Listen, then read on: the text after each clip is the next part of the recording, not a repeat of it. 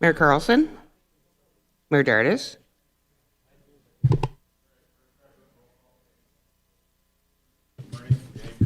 Mayor Dardis, Present. Mayor Mahoney, here. Mr. Hendrickson, Here. Mr. Pepcorn, Here. Mr. We're Ebinger, having too much Present. fun up here. I apologize. Oh, Shelley. Mr. Ebinger, Here.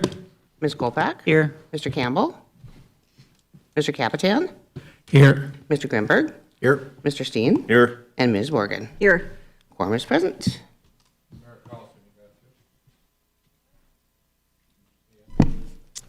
And I have Yes, Mayor I'm Carlson here. down. Thank you. So moved. Second. Aye. Aye.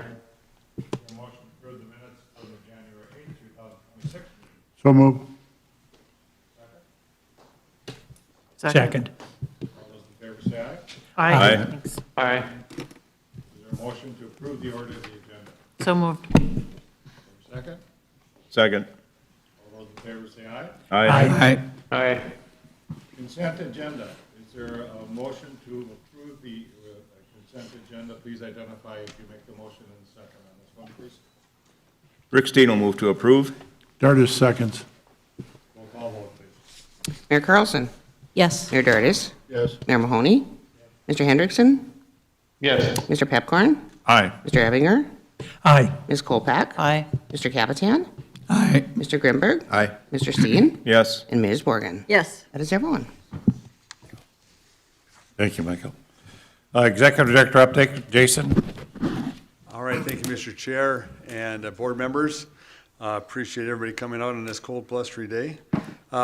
Just a couple of items. First, when it comes to consultant kind of COLA increases, this year we had a number of requests for a 3% COLA increase, and that's what I've authorized. And when we look at like within the metro area, what cities and counties have given for a COLA increase average across all the entities, Fargo, West Fargo, Clay County, Moorhead, was 3.4. So 3% for our consultants, I think, is right in line with what we're giving our own employees at the governmental level.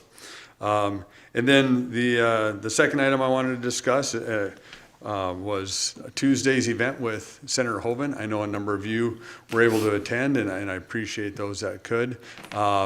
And for those that weren't able to make it, it was a really good event celebrating the funding for both our project and the water supply project. So I think a couple of key takeaways for that is, this $100 to $120 million. We had been working with Senator Hoeven's staff for quite a while to get this language approved in a bill. And so this was a big step forward for us. There are some steps as we move ahead to that we've got to do before we actually get those funds. First and foremost, we'll have to do a PPA amendment, so our project partnership agreement with the Corps of Engineers, and that's spelled out in the bill language is that amendment has to happen. Once that amendment happens, which is probably somewhere in the next 2 to 3 months, March, April timeframe, then we'll make the request for the funding from the Corps, and then they'll have to run that through their process. We're anticipating sometime later this summer or early fall, we'll get the 2026 fiscal year payment, and then which will probably be about half of the total payment, and then the other half will come in fiscal year 2027. We're anticipating that probably would happen a little bit earlier in the fiscal year, so maybe Q1 or 2. So potentially by this time next year, we would have that full 100 to 120 million. And again, that number is based on what they're anticipating not having to spend because how well construction has gone on the core component of the project, as far as very good bids on a lot of the projects between all three of the control structures and the different embankment contracts. And so all of that, and then being able to get this project done in a fast fashion that I think has also made it to where we've had better bids and it hasn't drug out and escalated in costs. So all of that, is great news. But at the same time, want to make sure everybody understands we're not going to get that check in the mail here in the next week or two. It's going to be 6-8 months for that first $60 million to come in, and then that remainder probably again sometime around this time next year. With that, I'm open to take any questions. Any questions? No, it was a great visit. We had a great meeting with the senator, and it was fun to see the money flowing. So, Absolutely. Tony Grinberg, I want to thank you for your work you did on that, because once again, you and the team came ahead of schedule, so very much appreciate everybody's work on that. Three Musketeers, yes. John Shockley doesn't have an update, is that correct? Okay, and we have Terry Williams. Are you online? I am, Mayor. Welcome. Good afternoon, Chairman Mahoney. Do you hear me? We hear you perfect. All right, thank you, sir. I've got a very brief update today due to all of our contractors basically being in winter shutdown. The only little bit of work we have going on is at the Red River structure where they're doing some small electrical work. The other news is the OHV ring levy under number 6. That is complete, and we turned that over to the MFDA for O&M on 29 December. We do have a couple small repairs to make in the spring, but you now own another piece of ring levy out at Oxbow, Hicks, and Bakke. And then down under number 8, we did put the forest mitigation, our third and final contract, out on the street for bids. And those bids are due on the 29th of January, so eagerly awaiting to see what kind of pricing we get on that contract. With that, I'm done with my report unless there's any questions. Any questions by any of the team? Mr. Chairman, I just have a comment. Some of you might not know that Terry grew up in Grand Forks, and her husband played hockey for the University of North Dakota, who I met last weekend at a hockey game. And so I run into Terry more and more often now at hockey games and on Lake Lida than I do for the diversion meeting. So, but I just want to let you know that it was a delightful conversation with her husband and their passion for hockey in North Dakota. Terry, you've been unmasked, so hope you're okay. All right, I'm ready to support UND hockey, but I also appreciate a good Bison football game too. So. Very good. Thank you very much. Paul, you're up. Project updates? Yes, thank you, Mr. Chair, members of the board. Standing in for Mr. Bakkegaard today as he was unable to be here. So I will try to update you as best I can. On the progress map, you'll notice that in the last month, we have reached interim completion. So those mean that those sections of the project are functionally complete and have gone through the proper checklists and reviews and to make sure that everything is signed off on.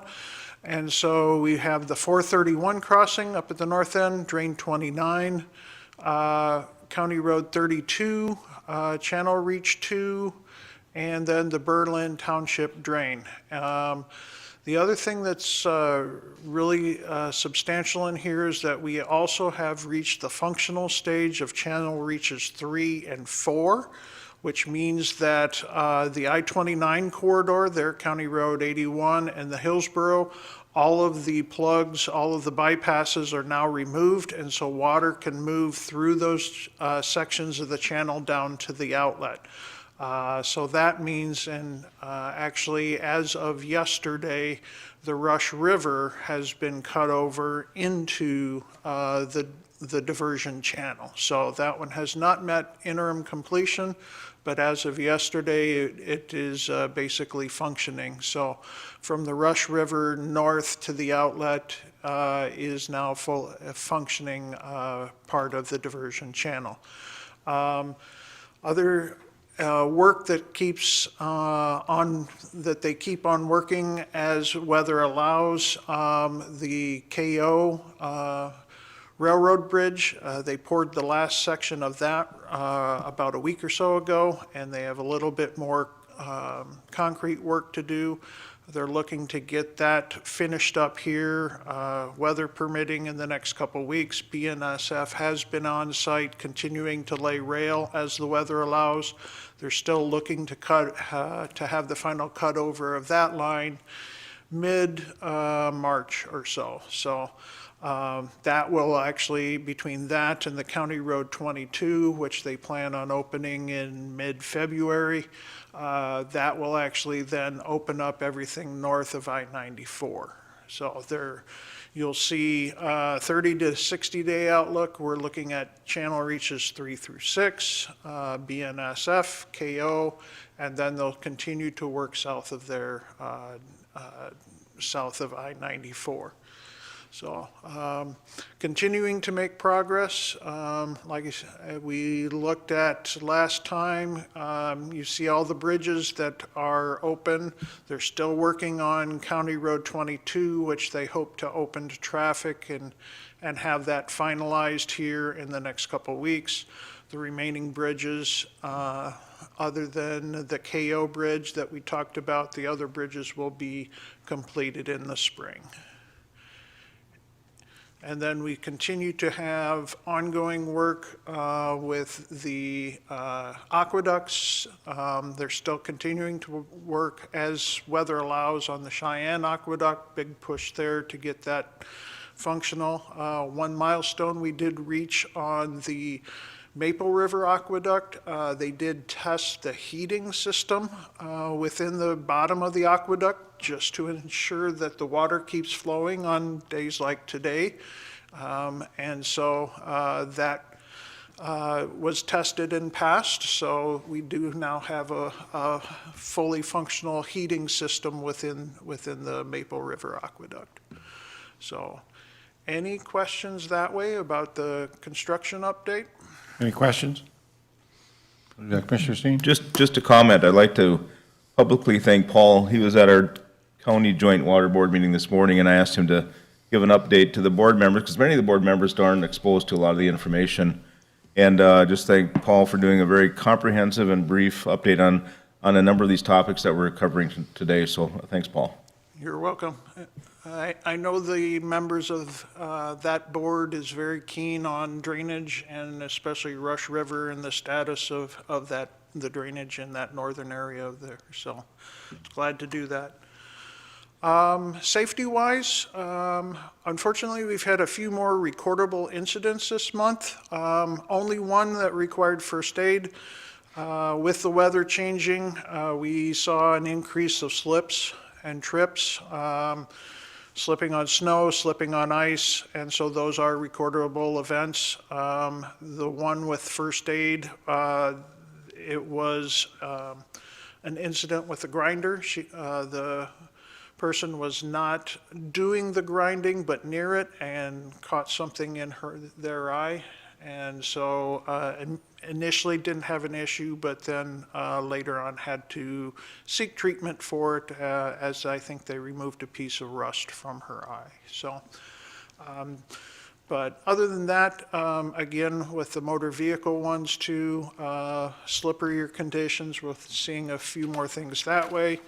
We are going to keep an eye on it, especially this winter with the slips and trips, to ensure that the staff out there do have adequate footing, proper footing, and are not trying to go too fast. So,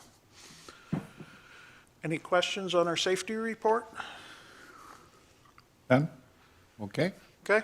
And then on the PMC side of things, just like to highlight some of the, I know people have been interested in payments. We've been talking about milestone payments and what's been paid, what hasn't been paid. If you just, within your packet, I'm just going to highlight a few pages of the project controls. BNSF has submitted, and we have processed 142 invoices from them, totaling 16.67 million, 68 million. And that's for flaggers also, and the additional work they're labor and their staff work on the project to date. So as part of our third-party agreement, we pass that cost on to the developer. They pay it as part of their cost there, but we have to, as the permittee, we get the invoices from BNSF, so we have to process those. Then we look at those payments to RRVA. We see the actually four shoe flies that were installed: legal drain 29, County Road 32, and drain 30. We have hit interim completion on 431, so that was, one is in process of being paid. We are also in the process of looking at and finalizing the Diversion Reach 2 final payment there. So then within those Series A invoices, these are the ones that are within the advance payment that was approved by the board through the statement of principles and the work there. These are basically 80% payments to allow them to continue to work. And so these are the ones that we have paid. Like I said, with 431 and Reach 2 coming out of there, there will be some additional Series A invoices that the developer now has room within that capped advance payments mechanism there. So they'll provide them some more room, so we should be seeing some additional Series A invoices for that 80%. So, and then some of the other invoices that we've paid, part of it was the two initial statement of principles, the $20 million for that. And then authority change requests, developer change requests of about $7 million. So we're at a grand total to the developer at the end of the year of about $132 million. So any questions along that? Not, thank you very much. Move into the video. Additional the 30-mile stormwater diversion channel are now connected, bringing the Fargo-Moorhead region tangible steps closer to permanent flood protection. I'm Tom Fuchs, Senior Construction Manager for the Metro Flood Diversion Authority, with those and other updates on your FM area diversion.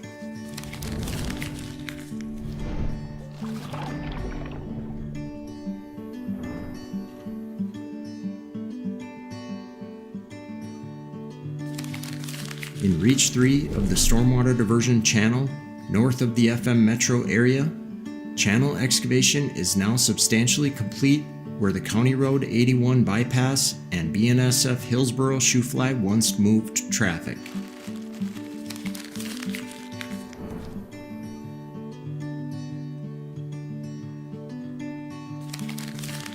Just upstream, in Channel Reach 4, final grading and topsoil placement are underway where both the Rush River and the Lower Rush River once crossed the diversion channel's alignment. Recently completed channel excavation at these locations established functional drainage connections for diversion channel reaches 2 and 3, as well as portions of Reach 4. In other words, rainfall or runoff events in these areas can now be expected to pass down the stormwater diversion channel to its outlet into the Red River.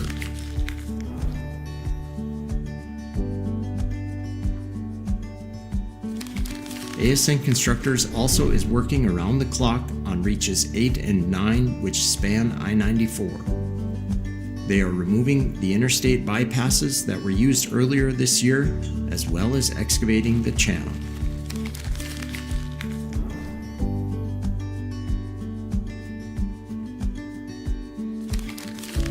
As our drone view takes us over the Maple River Aqueduct, we can see towers for the aqueduct's vertical lift gate have now been assembled and installed. ASN Constructors also has placed more concrete on the spillway's base and is excavating the diversion channel on the south approach to the aqueduct's flume and conduit structure.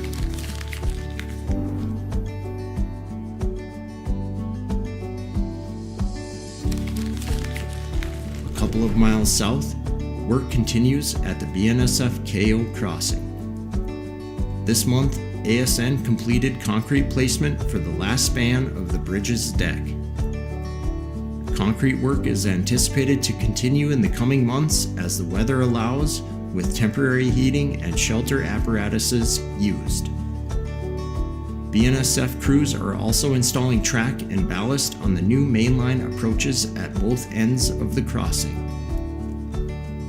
For more insights on the FM area diversions construction and the people behind it, subscribe to the Diversion Current at fmdiversion.gov/. Great videos, Amy. What's up? Good afternoon, Mr. Chair and members of the board. We had a pretty full month for PR and media relations. We sent releases for a year-end construction update and the board chair transition, both of which received coverage. Pat Springer did a piece comparing the project to the Garrison Dam that ran in the Forum. There was also a story on our 2026 cash budget exceeding $1 billion. There was great coverage for the USACE underspend legislation and the press conference that went along with that, and there was also a project update in Western Builder magazine.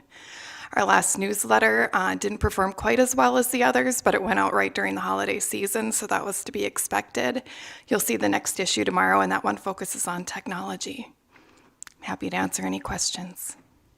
Any questions? Thank you. Land management update, Justin? Thank you, Mr. Chair. Thank you, Board. As always, we will see the initial pictographic image of where we're at in terms of overall land status. Green meaning flowage easements have been acquired, red are eminent domain, and blue are areas in negotiation. Overall, the construction footprint hasn't changed since the last time we reported, but we did see an uptick in that upstream mitigation area footprint. Again, noting that we did see the change in the UMA, no other changes in that southern embankment or environmental monitoring easements. And overall, construction footprint as well as that UMA footprint, we did see a slight uptick. That was one parcel with one owner group within that UMA footprint since the last time we reported.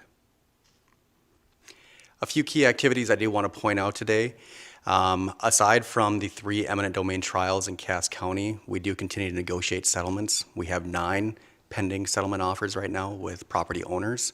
As noted, one parcel, one owner in that UMA area. We are still working on closing some settlements though with landowners, and we continue to move lands through that excess land policy. The last bullet we do have on here is our continued development of that post-operation debris cleanup and restoration for private lands.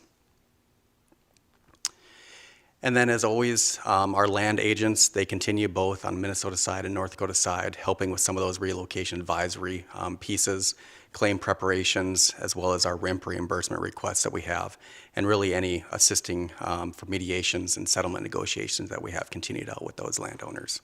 With that, I'd be more than happy to take any questions. Any questions?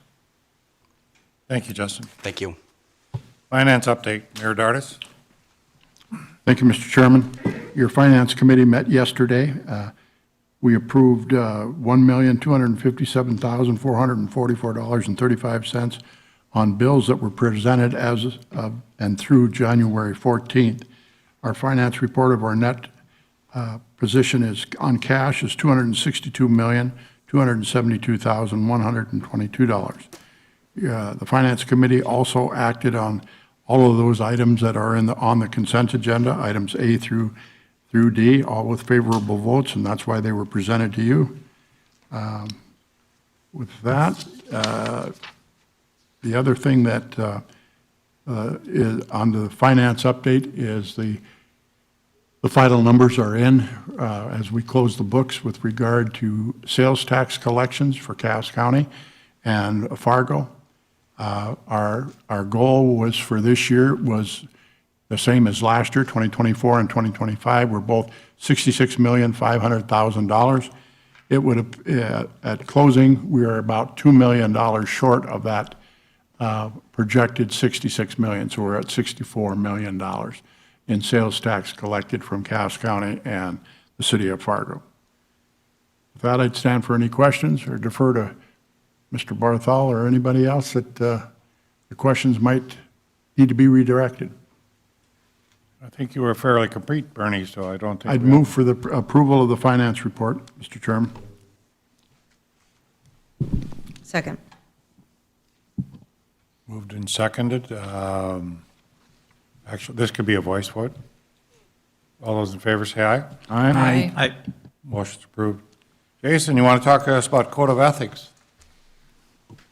All right, thank you again, Mr. Chair. So in accordance to our governance policy that was approved last fall, in front of you is the provision 7 on the governance policy regarding member code of ethics and conflict of interest. So while you're here today, before you leave, if you could review that and then sign that second page, and then just drop that off with Don, so that way we have that in our files for all the board members. If there's any questions on that, I'm more than happy to take it, but again, it's what was approved last fall in the governance policy. Very good. Thank you. All right, Don will be standing by, anxiously waiting. Executive Director Annual Review, Tony Grinberg to address. Thank you, Mayor Mahoney. I had the honor as chair last year to lead the process with Jason's first annual review, and I want to thank the board members who contributed to that process. With us today, as well as Tracy Peters, our lead at Cass County and HR, who kind of helped keep us all in line and make sure we're following the right steps, et cetera. So if there are some questions on that, certainly Tracy could help answer those as well. There was a ranking of 1 through 4, and Jason was pretty close to 4 on everything. No surprise to anyone here. Really is doing a great job, and is reflective of the project and us as a board, and really thank him for his leadership. Just a few words were shared in some of the comments. Professional, attention to detail, strong collaboration skills, responsive, trusted, has a strong strategic vision for this project, works well with his team, and manages the daily mundane tasks, maybe if I can add that word, of the things that need to get done on a daily basis, administrative, but doesn't lose sight of the big picture. Demonstrates strong leadership, leads by example. And I'd close with, if you're aware of Tim McGraw's hit, Humble and Kind, was also words provided in that review. So on behalf of the board and the chair last year, thank you, Jason. All right. I'd be happy to answer any questions. Thank you, Commissioner. Any questions, Tony? Good review. Thank you. Thank All you, right. Jason, for Yes, all the thank work you you do. very much. Appreciate it. It's been a pleasure this year, and looking forward to what we do this upcoming year in 2026. So, Thank you.